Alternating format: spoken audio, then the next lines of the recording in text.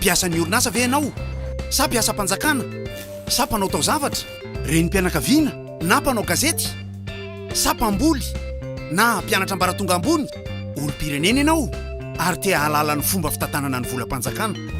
Azonao jerena amin'ny fomba samihafa ny toro-momba izany. Azonao atao ny manatona ny ministera ny fitantanam-bola sy ny teti-bola ao amin'ny varavarana 3 na ny tranokala ny ministera na ny blog natokana manokana hifampizarana izany. Ho hitanao ao ny tatitra momba ny fomba nampiasana ny volam-panjakana, ny naoty samihafa momba ny fanatsarana ny teti-bola sy atota taratasy samihafa mikasika ny volam-panjakana. Torofeno, mazava ary ara-potoana ny fampizarana amintsika ary mety ho hita amin'ny teny malagasy, frantsay ary anglisy. Ny volam-panjakana dia ampiasaina amin'ireo sehatra akaiky ny vahoaka toy ny fahasalamana, ny fampianarana, ny fotodrafitrasa, ny fiahiana ara-tsosialy sy ny sisa. Fantaro fa vola azo avy amin'ny hetra lohanao ihany io, ka zonao no mahafantatra ny ampiasana azy.